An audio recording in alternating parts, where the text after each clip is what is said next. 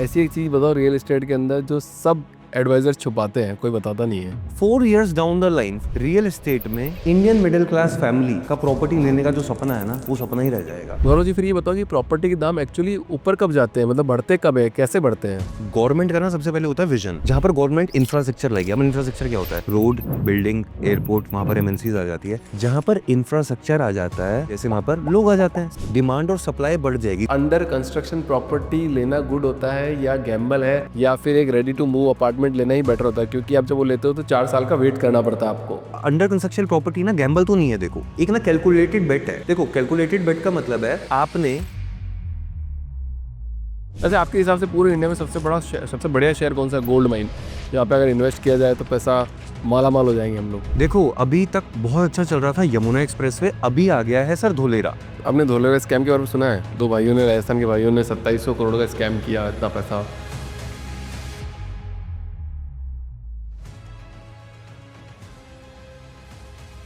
गौरव sir, बहुत बहुत स्वागत है आपका thank you. The founders dream के अंदर।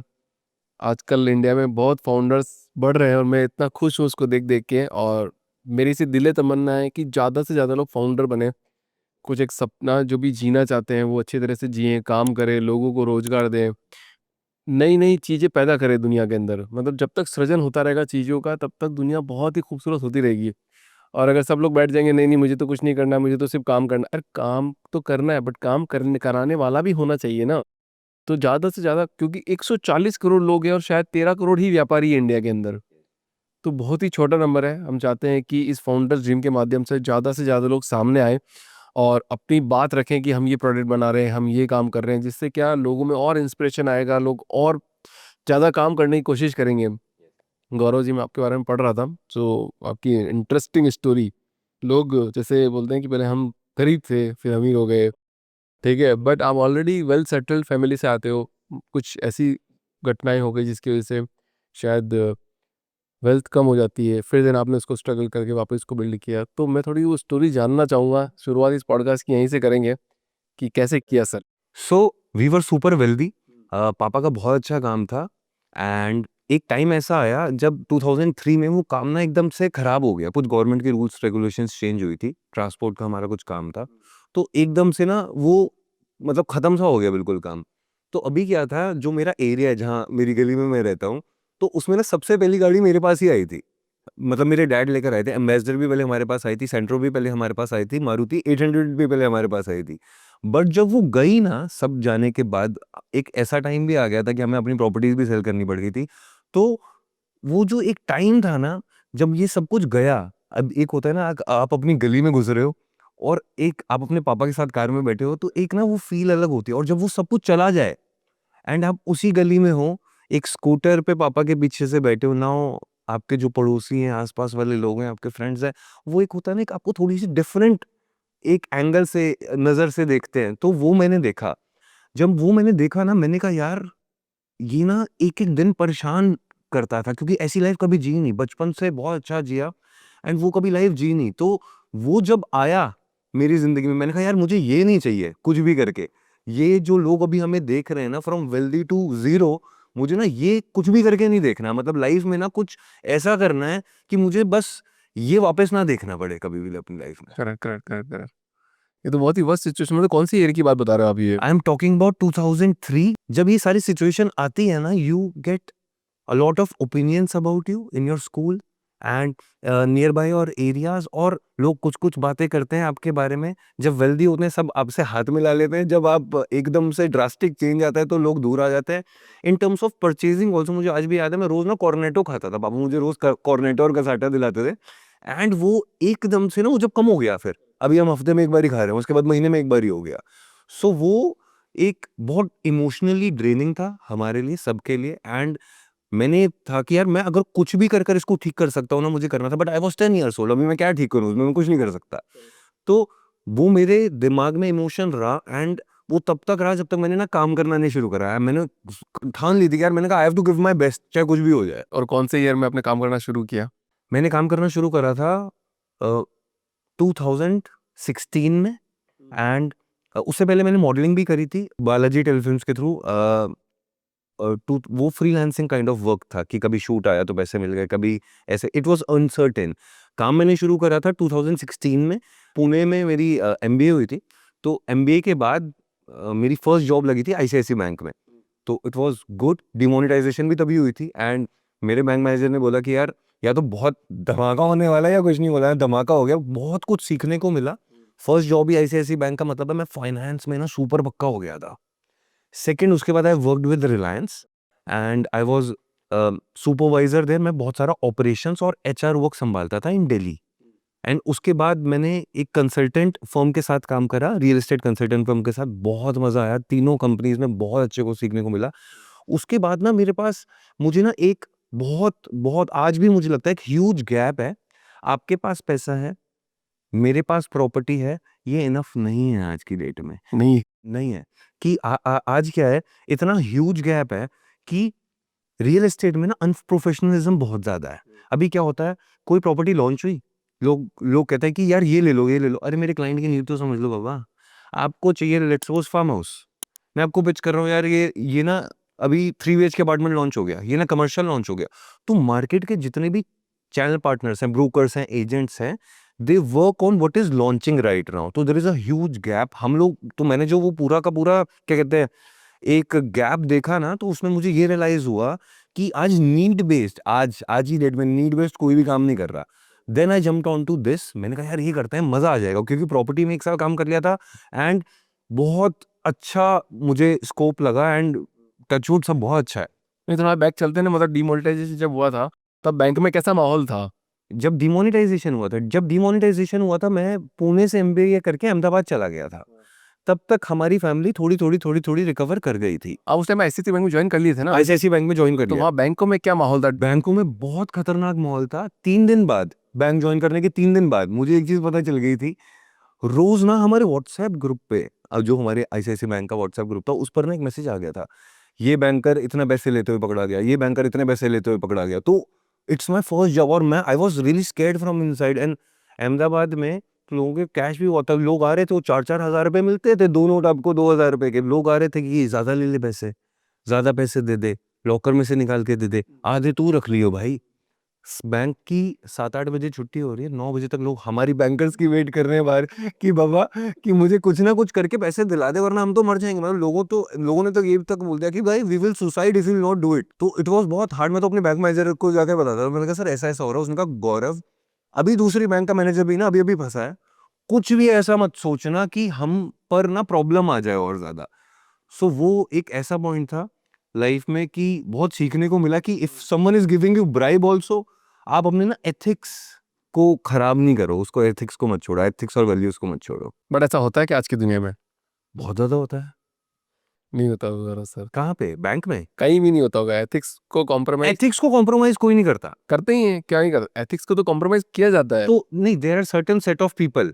अगर किसी का नेचर ही वैसा है ना, वो उसका एनवायरनमेंट ही वैसा है। अब जैसे वो गुंडा है, वो लड़ाई ही करेगा।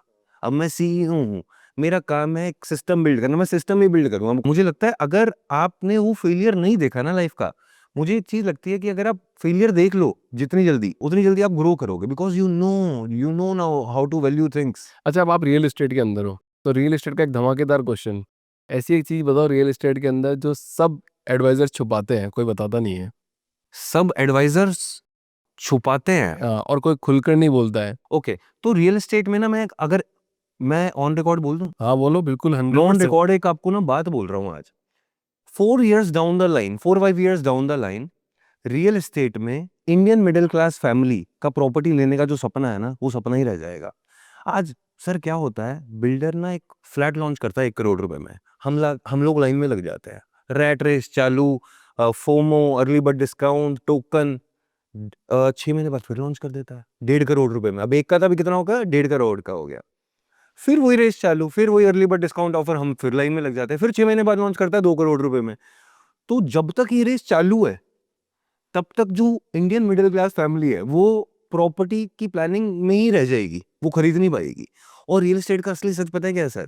अगर आपने आज ना लिया ना, कल को जाके वैसे भी इंडियन मिडिल क्लास फैमिली इसको नहीं खरीद पाएगी। तो आज डिसीजन ले लो, और एल्स रियल एस्टेट आपका कल को डिसीजन ले जाएगा। जो मार्केट है वो कल को आपका डिसीजन ले जाएगी, वो आप नहीं खरीद कैसे पाओगे। मतलब क्या मतलब मेरे को लॉजिक समझाओगे इसमें? लॉजिक ये है, इंडियन मिडिल क्लास है, उसकी फैमिली लेट्स सपोज उसकी सैलरी है, एक सर्टेन पॉइंट से बढ़ रही है, हर साल 5% बढ़ जाएगी, 10 बढ़ जाएगी, 15% बढ़ जाएगी। रियल एस्टेट मेट्रो सिटीज में बहुत तेजी से बढ़ रहा है। अगर मैं आज बात करूं नोएडा की, मैंने कुछ लोगों को लेट्स सपोज एक एक्स बिल्डर सजेस्ट करा, 3-3 4-4 साल में लोगों के पैसे डबल हो रहे हैं। बट लोगों की 3 साल में सैलरियां डबल नहीं हो रही आज की डेट में। तो जो आज जिस लेवल की महंगाई जा रही है, वो उस हिसाब से वो नहीं कर पाएंगे, कभी भी परचेज नहीं कर पाएंगे इसको। मतलब 4-5 साल बाद बिल्कुल अनअफोर्डेबल हो जाएगा। सो टायर 1 से निकलकर लोग टायर 2 या टायर 3 में इन्वेस्ट कर पाएंगे। ना मेरा एक जैसे सवाल यहाँ पे आ रहा है कि पहले की प्रॉपर्टी होती थी बड़ी, मान लो उसने दिया 2000 स्क्वायर फीट, वो दिया उसने 1.5 करोड़ रुपए का। ओके जी। आज भी प्रॉपर्टी 1.5 करोड़ की है, बट हाँ। वो हो गया है 800 स्क्वायर फीट। सर वो एक कल क्लासिक कोई एग्जांपल है 400 ना। स्क्वायर फीट दे देगा। हाँ, हम वो बचपन में लेस खाते थे, डेयरी मिल्क खाते थे, वो 10 रुपए का कितना बड़ा पैक आता था, 10 रुपए का वही पैक छोटा हो गया। डेयरी मिल्क कितनी बड़ी आती थी, वो इतनी छोटी हो गई है। सो आपको ये प्राइस ना 50 लाख, 1 करोड़, 2 करोड़, 3 करोड़ हमेशा सुनने को मिलेंगे। आपने 100% ठीक है, साइजेस कम हो जाएंगे। उसके बाद अभी फैशन आ जाएगा, ये स्टूडियो अपार्टमेंट ले लो। अब स्टूडियो अपार्टमेंट आज की डेट में नोएडा में 1-1 करोड़ रुपए का मिल रहा है। अरे 1 करोड़ का तो 3 BHK मिल जाता था 3 साल पहले तक। वो 3.5 करोड़ का हो गया है। एक अच्छा, एक एवरेज, बहुत लग्जरी नहीं कह रहा, लग्जरी तो 10 करोड़ का है। एक एवरेज 3 BHK की बात कर। और आने वाले टाइम में मतलब 1.5 करोड़ रुपए, 2 करोड़ रुपए इन्वेस्ट करना मतलब एक बहुत नाइटमेयर हो जाएगी। लोगों की ना उस हिसाब से सैलरीज बढ़ नहीं रही हैं, और लोग अब क्या करें? आज इन्वेस्ट नहीं करा तो आज ही है, इट इज टुडे। पैसा कहीं से उधार मांगो, कुछ ना करना करो, अगर आज नहीं करा तो प्रॉब्लम में हो। गौरव जी फिर ये बताओ कि प्रॉपर्टी के दाम एक्चुअली ऊपर कब जाते हैं, मतलब बढ़ते कब है, कैसे बढ़ते हैं? सच बात बताऊं, ध्यान से समझना, गवर्नमेंट का ना सबसे पहले होता है विजन। गवर्नमेंट का विजन, जहां पर गवर्नमेंट इंफ्रास्ट्रक्चर लाएगी। अब इंफ्रास्ट्रक्चर क्या होता है? रोड, बिल्डिंग, एयरपोर्ट, वहां पर एमएनसीज आ जाती है। जहां पर इंफ्रास्ट्रक्चर आ जाता है, अभिषेक सर, आपके और मेरे जैसे वहां पर लोग आ जाते हैं। सिंपल सिंपल, रोड आ गई, घर वर बन गए। अब जहां आपके और मेरे जैसे लोग आ जाएंगे, वहां पर किसी भी चीज की डिमांड और सप्लाई बढ़ जाएगी, गुड्स एंड सर्विसेज की, है ना। कि आप गाड़ी चलाओगे तो पेट्रोल भी डलवाओगे, खाना भी खाओगे, हर गुड्स और सर्विस की डिमांड बढ़ जाएगी। जहां पर गुड्स और सर्विसेज की डिमांड ज्यादा होगी, वहां किसी भी चीज की सेल ज्यादा होगी। और सर, जहां पर किसी भी चीज की सेल ज्यादा है, वहां पर प्रॉफिट ज्यादा है। जहां पर प्रॉफिट ज्यादा है किसी भी चीज का, वहां की रेंटल वैल्यू ज्यादा है, और जहां पे रेंटल वैल्यू ज्यादा है, वहां पे प्रॉपर्टी का प्राइस ज्यादा है। क्लासिक एग्जांपल से समझाऊं, लेट सपोज आप करोल बाग, सरोजिनी नगर, जीके, वसंत कुंज, दिल्ली में जगह हैं, 200-200 स्क्वायर फीट की दुकानें हैं। क्यों लाखों रुपए का रेंट है? क्योंकि वहां जो इंडियन बिजनेसमैन बैठा है, वो डेली की बहुत सारी फुटफॉल देख रहा है, बहुत सारी ट्रांजैक्शन कर रहा है, बहुत सारी सेल कर रहा है, बहुत सारी प्रॉफिट कर रहा है, इसलिए रेंटल वैल्यू ज्यादा है, प्रॉपर्टी की वैल्यू ज्यादा है। वाइस वर्सा कर दो, नॉर्मल सी रोड है गांव की, कोई टायर टू टायर सिटी की, 200 स्क्वायर फीट की दुकान 15,000 रुपए में भी नहीं चल रही। So it's all about government का इंफ्रास्ट्रक्चर, कहाँ पर लोग आ रहे हैं, कहाँ पर कितनी डिमांड ज्यादा है।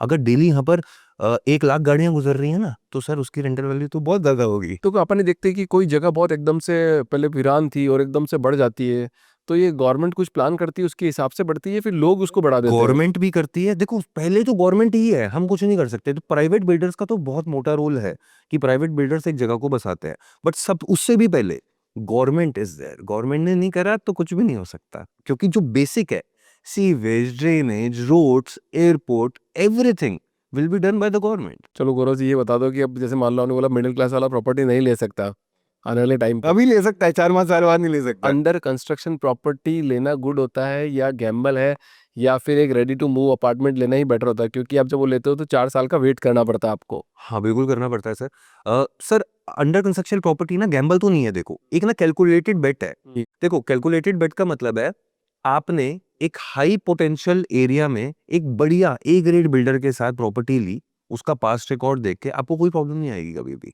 और एवरेजली ए ग्रेड बिल्डर पूरे इंडिया में 3 साल पोजीशन के लेट सपोज होते हैं। आज अंडर कंस्ट्रक्शन हुई, कल को जाके प्रोजेक्ट की डिलीवरी है, तो लगभग 40-50% का एक अच्छा ए ग्रेड बिल्डर आपको रिटर्न देता ही देता है।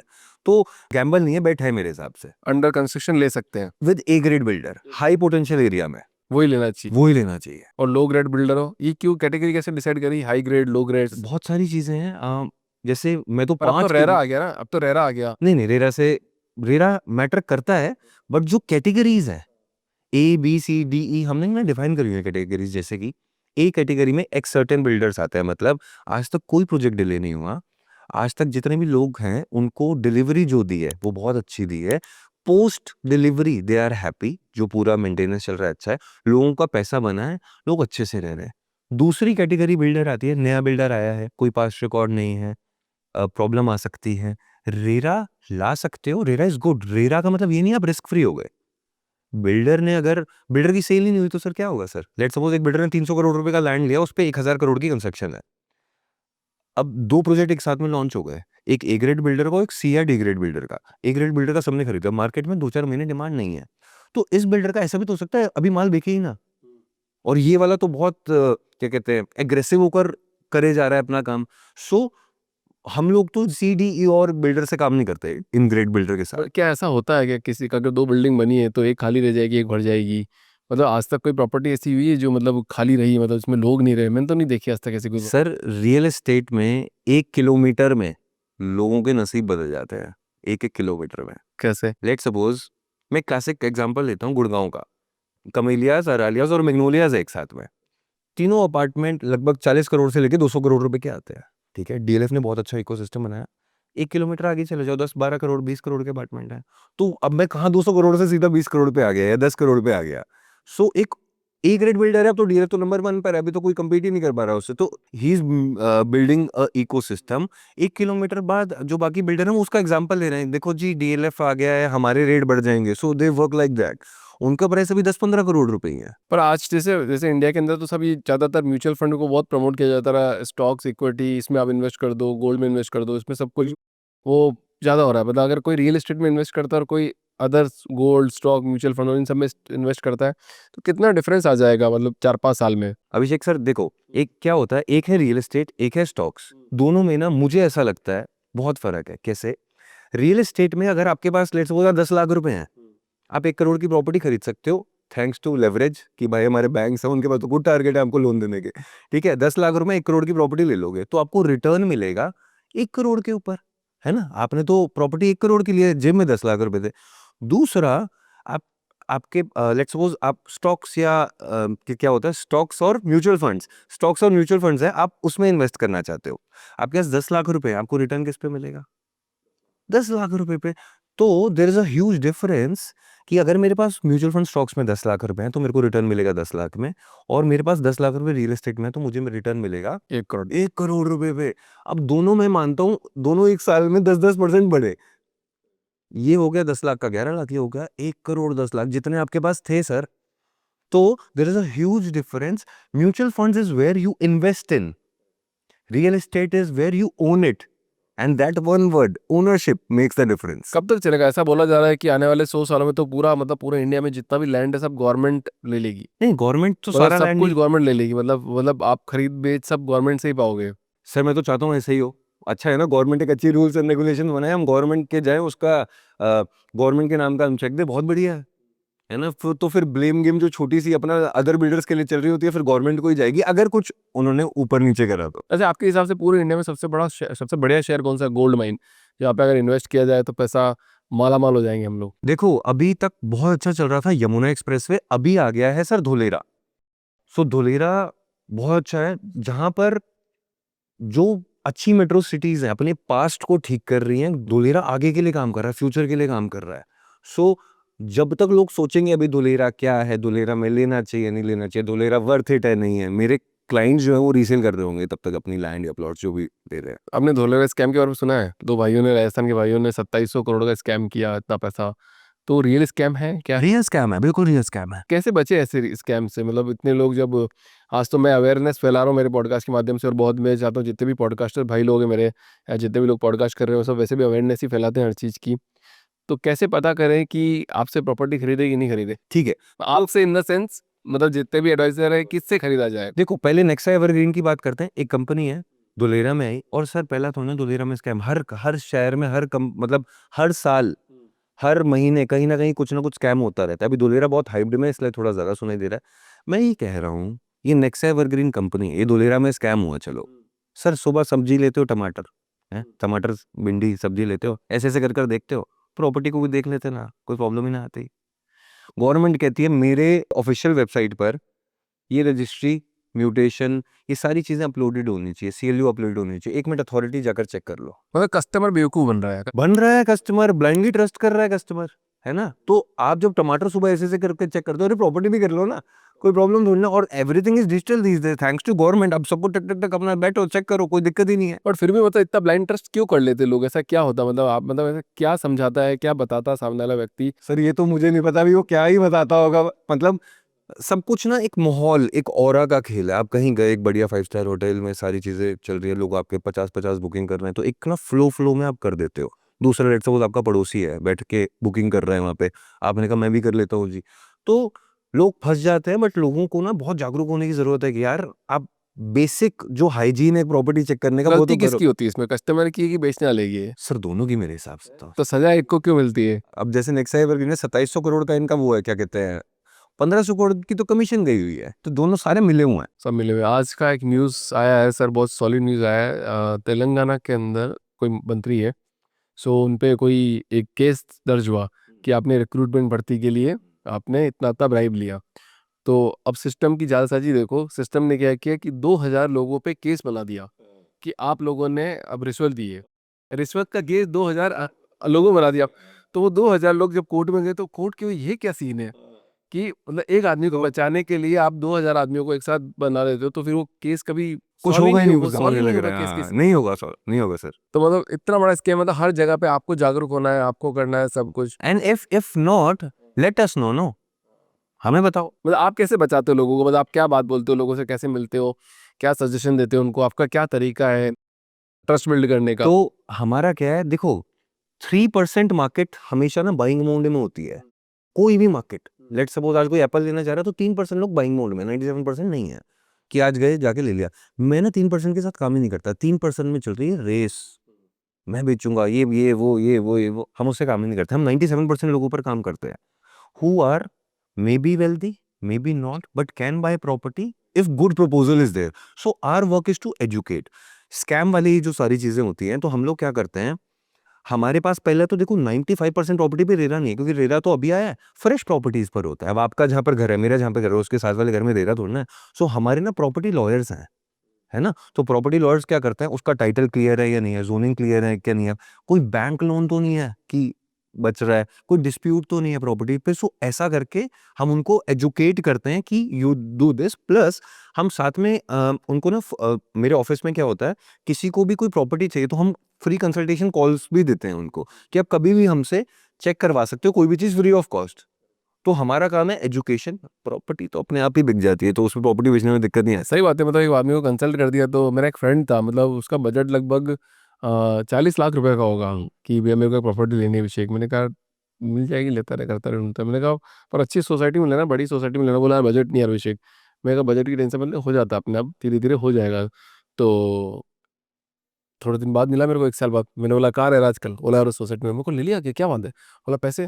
बोला कुछ नहीं यार, एक भैया एक सेल्स वाला आया था और उसने मेरे को बहुत बढ़िया कंसल्ट किया कि कैसे कैसे होगा, कैसे कैसे पैसा देना है, इतना टाइम लगेगा, ये होगा वो होगा। उन्होंने समझा, मेरी प्रॉपर्टी समझ में आई। मेरा बजट जहाँ 50 का था, पर उन्होंने 70 की प्रॉपर्टी खरीद ली सिर्फ कंसल्ट करने के कारण। तो सर मार्केट में ना क्या है, थोड़ा सा एक आपको आइडिया देता हूँ। ये कंसल्टेंट है जो 90-95% कंसल्टेंट्स है। कोई भी प्रॉपर्टी का लॉन्च हुआ, किसी भी बिल्डर को अपने क्लाइंट को ना मैसेज करना छोड़ देता है।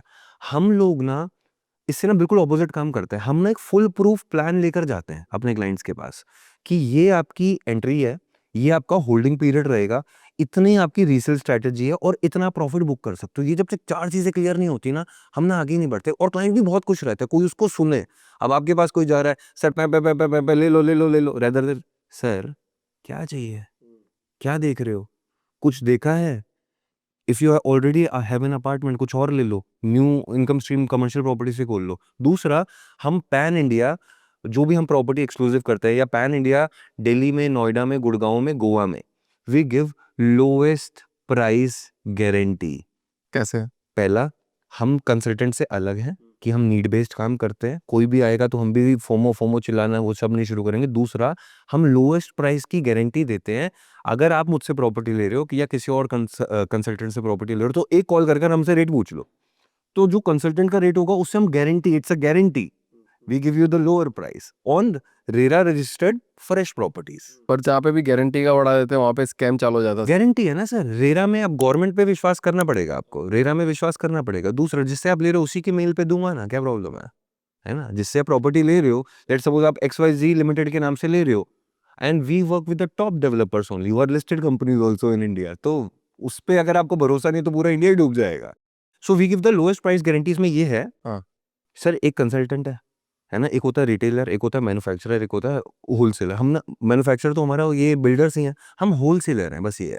लेट सपोज मार्केट में किसी की कमीशन मिल रही है 5%, और जो क्या कहते हैं कंसल्टेंट है उसको मिलती है 2%, तो हम पहले 2% दे देते हैं, 2 या 3% पहले ही दे देते हैं। तो ऐसे ऐसे काम है। तो लोएस्ट प्राइस की गारंटी आ गई। अब क्लाइंट हमारा खुश रहता है। अब इससे होता क्या है, एक और क्या कहते हैं रेफरेंस भी देता है।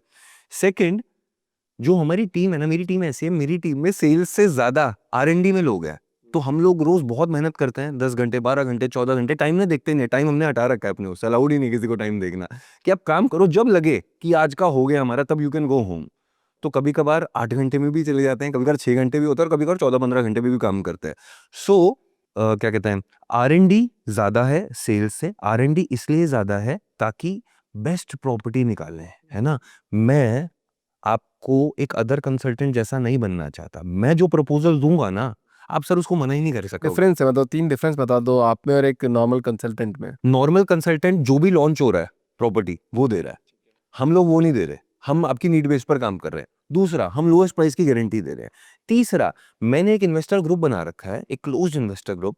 लेट्स सपोज ये मेरे पास 5 प्रॉपर्टी है, 5 आपको दी, अब आपको इसमें एग्जिट भी करना है, आप कर लो ना। आज मेन चीज यही है भैया, एग्जिट होनी चाहिए।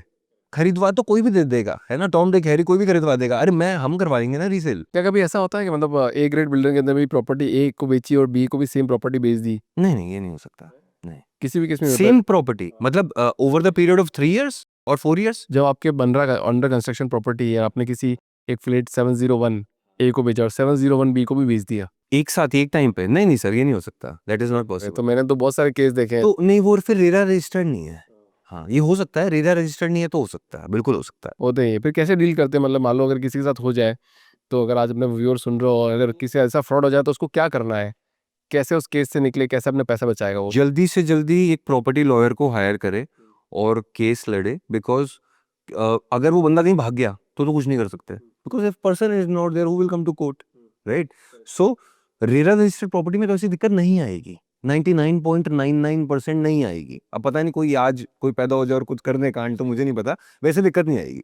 दूसरा, नॉन रेरा रजिस्टर्ड प्रॉपर्टीज में ये दिक्कत आ सकती है, बिल्कुल आ सकती है, आप बिल्कुल ठीक कह रहे हो, आ सकती है। एक consultant advisor, real estate advisor कितने पैसे कमाता होगा साल भर के? सर जो आपकी बात नहीं कर रहा हूँ, देख जो काम कर रहे हैं जो एक्टिव है ना, मुझे लगता है 20 लाख रुपए तो आराम से कमा लेता होगा एक एक्टिव एडवाइजर, एवरेजली 20 लाख रुपए तो आराम से कमा सकते। हाँ, 1.5-2 लाख रुपए लगभग महीना आराम से कमा सकते। क्योंकि मैं देख रहा हूँ अभी नए नए बहुत सारे एडवाइजर आ रहे हैं, मतलब अपनी अपनी फर्म स्टार्ट कर रहे हैं बहुत ज़्यादा। मैंने अभी कुछ लोगों के पॉडकास्ट भी मैंने किए हैं अभी, तो एकदम से निकल के आ रहे हैं कि हमको एडवाइजर बनना है, प्रॉपर्टी डीलिंग में जाना है।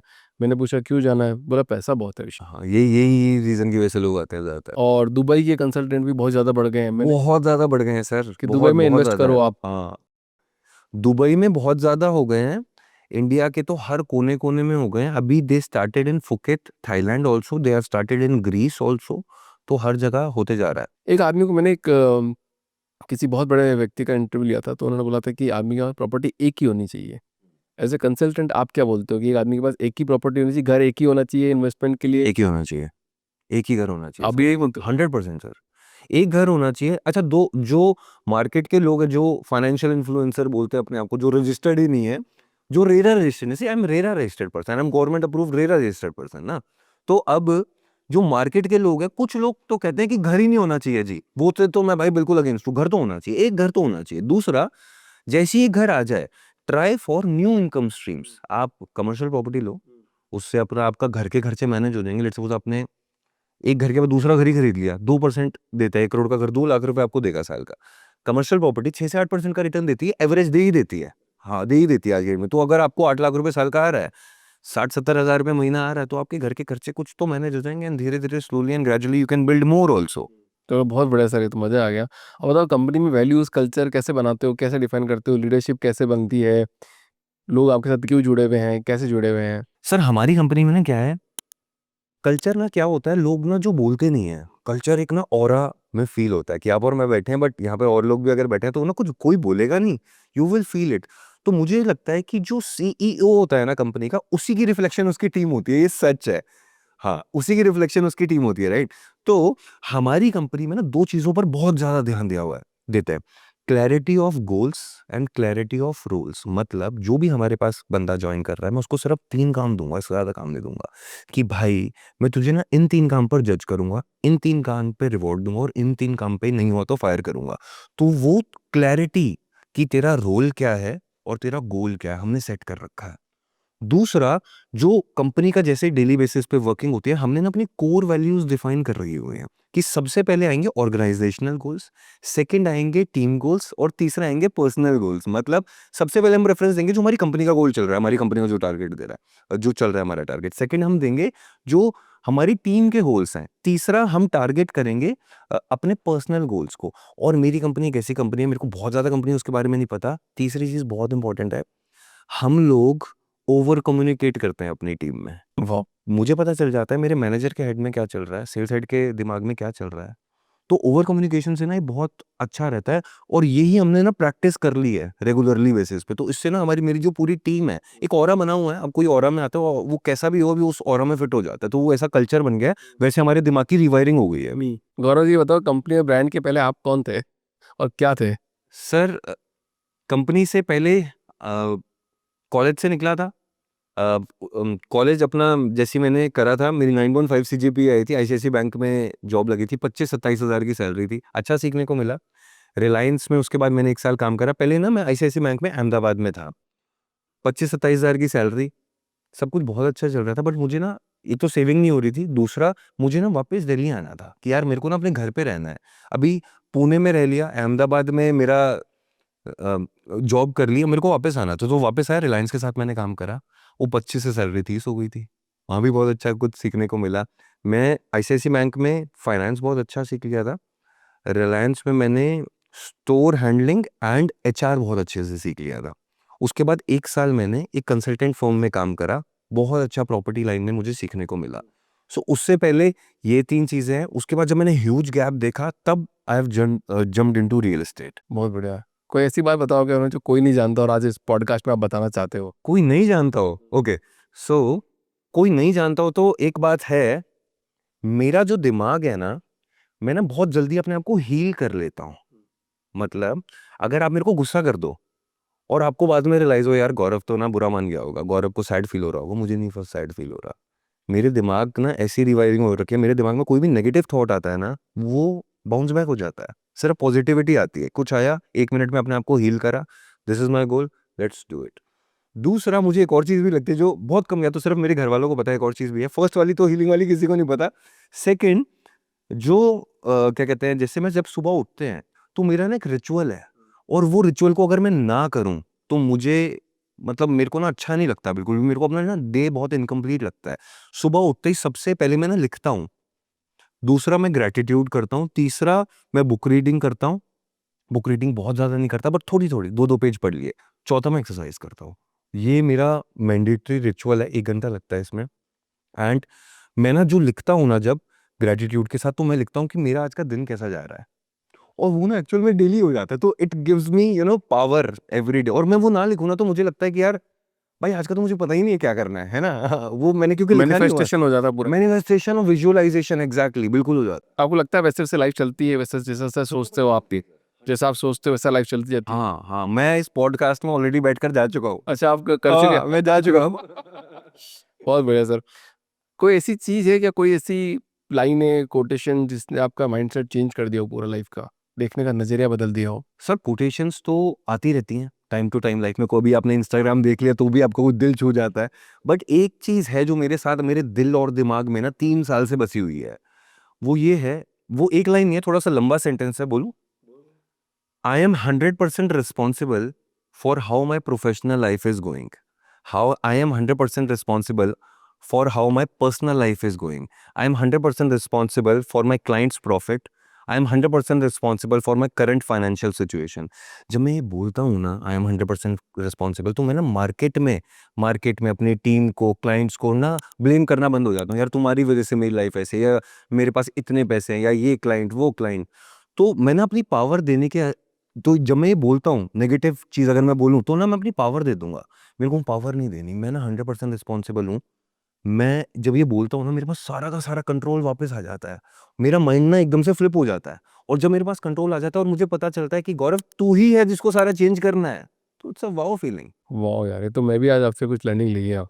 या मैं भी ध्यान रखूंगा कि हर चीज़ के लिए मैं रिस्पॉन्सिबल हूँ, चाहे कैमरा में वीडियो अच्छा आ रहा है या नहीं आ रहा है, पॉडकास्ट अच्छा हो रहा है नहीं तो हो रहा है, जो मैंने आपको हर चीज़ कल्चर के में लिए बोला मैं ना, responsible. Your team is your reflection. Even if the water is not served on time और tea is not served on time, it is our responsibility. इधर मेक द सिस्टम्स और रोज बेटर। वरना देखो आप यही बनना चाहते थे शुरू से या फिर कुछ और बनना चाहते थे? सर, मैं तो बिजनेस करना चाहता था। ये दिमाग में सच बताऊं तो नहीं था कि कौन सा बिजनेस करना है। बिजनेस करना चाहता था किसी भी चीज का, क्योंकि पापा को वो देख लिया था ना एक डाउनफॉल, कि पापा बिजनेस करते थे, पापा जॉब में 10 साल लग गए। अभी मेरे को बिजनेस में बहुत ज्यादा टाइम नहीं हुआ, बट अच्छा है, इज गुड। बिजनेस में अप डाउन्स लगते हैं आपको कि होते हैं? Every day to day business में बहुत ज्यादा अप डाउन है सर। एक रोज नई चीज आ जाती है, and you have to cope up with it, you have to coordinate with it, and you have to align your mind with it. If you don't do it, आप पीछे रह जाओगे। आपकी तरह सर जिंदगी बहुत लोग जीना चाहते हैं, और हमारा एक छोटा सी कम्युनिटी बन चुका है द फाउंडर्स जिम का। यस। बहुत सारे एस्पायरिंग फाउंडर्स देखते हैं जो बनना चाहते हैं, जो जॉब छोड़ के, नौकरी छोड़ के बिजनेस में जाना चाहते हैं। उनके लिए एक मैसेज क्या देना चाहोगे आप कि कैसे किया जाए? कैसे किया जाए? See, if you are in your 20s, अगर आप अपने 20 साल की एज में चल रहे हो, देखो आई एम 32 राइट नाउ, सो मैं उसी को सजेस्ट कर सकता हूँ जो मुझसे छोटा है। If you are in your 20s, तो आप क्या करो, आप ना ज्यादा फेमस, ज्यादा वायरल होने की अभी कोशिश मत करो। एक चीज पकड़ लो, कोई भी एक चीज, उसमें आप वैल्यू कैसे ऐड कर सकते हो वो सीख लो। क्योंकि अगर 20-22 साल, 25 साल के आप उम्र में चाहोगे ना कि मैं अपनी पूरी लाइफ फिगर आउट कर लूं, तो आप 5 साल बाद ना बोर हो जाओगे। बट अगर 20-22 साल, 25 साल में आप एक चीज ठान लोगे कि ना मैं वैल्यू कैसे प्रोवाइड करूं, मैं यूजफुल कैसे हो सकता हूं एज अ इंसान, तो आप 5 साल बाद सिखा रहे होगे वही चीज। So it's not the time to show off, it's the time to show up every day. Absolutely right. Yes. सबसे इम्पोर्टेंट सवाल सर, लोकेशन कितना इम्पोर्टेंट रोल प्ले करता है प्राइस बढ़ाने में, फ्लैट बिकवाने में? लोकेशन बहुत इंपॉर्टेंट प्ले करता है, बट आज की डेट में ना सर लोकेशन से ज्यादा इंपॉर्टेंट एक और चीज है, लिक्विडिटी। कि आप जो प्रॉपर्टी ले रहे हो उसको बेच पाओ, विच इज मोर इम्पोर्टेंट। पर बेचना है क्यों? प्रॉपर्टी तो कोई खरीदता है तो मतलब एक life. Sir 3 years 5 years down the line मेरी प्रॉपर्टी की एप्रिसिएशन का भी मजा तो चखो। हाँ। है ना? जरूर हो ना कि देखो, प्रॉपर्टी को इन्वेस्टमेंट की तरह ट्रीट करना है। इमोशनल कनेक्शन ज्यादा नहीं बनाना, घर से बनाना है, उसके अलावा किसी से नहीं बनाना।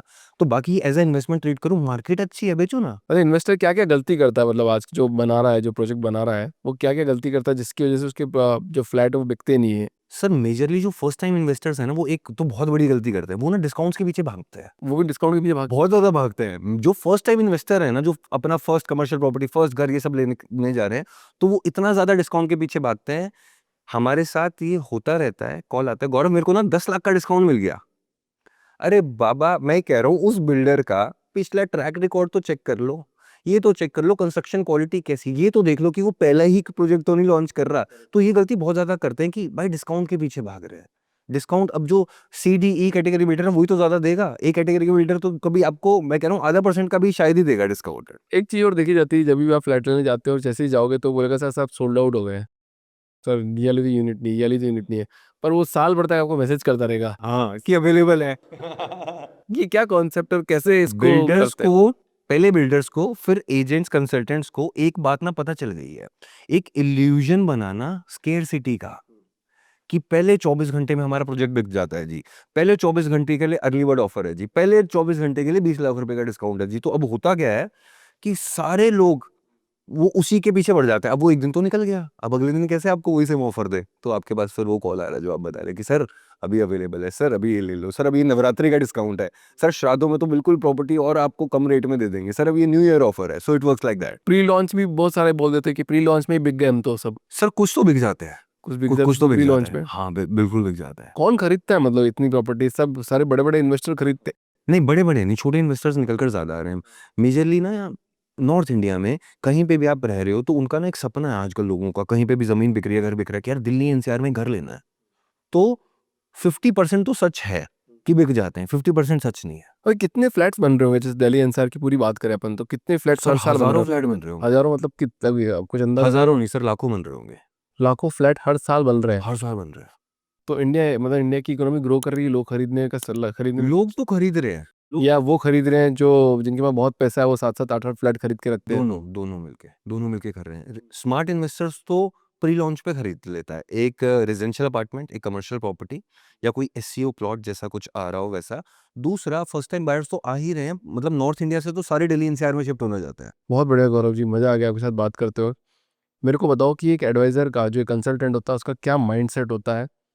क्योंकि उनको सिर्फ ऐसा बोला जाता है कि तुम तो बेच तो प्रॉपर्टी तो रहे हो। हाँ, at the end of the day yes. तो क्या मैसेज है, एक एडवाइज़र का क्या माइंडसेट होता है और लोगों को कैसे देखना चाहिए एक एडवाइज़र को? यार मैं ना अगर एडवाइजर की बात करूँ ना, तो दे are more keen towards profit, but they if they shift their mindset from profit to their good pitching and project selection and filtering.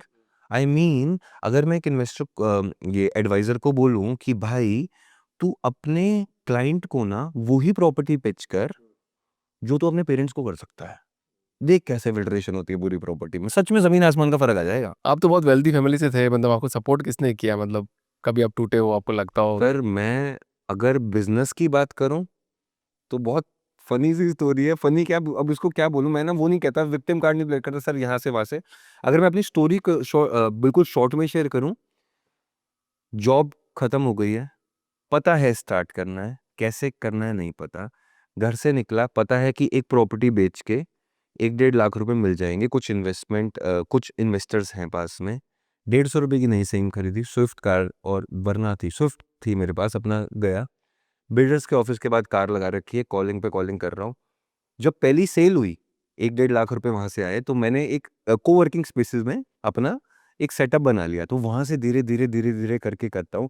तो मुझे लगता है कि अगर आप में ना हंगर है ना, मुझे लगता है हंगर हंगर चाहिए बस। वो हम भी ना लोग ऐसे ही हायर करना चाहते हैं कि जिसमें हंगर है ना, कि काम करके दिखाना है भाई, एक ही लाइफ तो मिली है ना। कुछ लोग हैं YOLO, you only live once, है ना। कुछ लोग हैं YOLO, you only live once.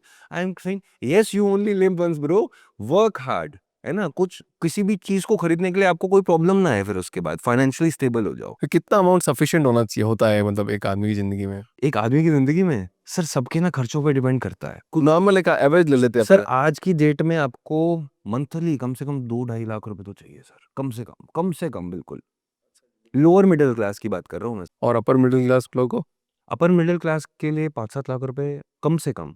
फिर अपर मिडिल क्लास ना एक ऐसी सेगमेंट है कि अपर मिडिल क्लास को 20 लाख भी चाहिए होगा, क्योंकि अपर मिडिल क्लास है, उसके पास मर्सिडीज भी होगी, वो तो अपर मिडिल क्लास है। बहुत बढ़िया गौरव जी, मज़ा आ गया आपके साथ बात करते वक़्त। सेम है सर। नहीं, बिल्कुल आपने बहुत गज़ब की बातें बताई आज, और I wish you all the best. Thank you. वैसे ही काम करते रहें, और जब आपका बिज़नेस और बड़ा हो जाए तो एक बार फिर पॉडकास्ट में आएँगे 100% सर। और बताइए आपने कितनी प्रॉपर्टी बेची है। यस फिर नंबर से बात करेंगे। यस। तो thank you so much sir. Thank you sir, thank you so much.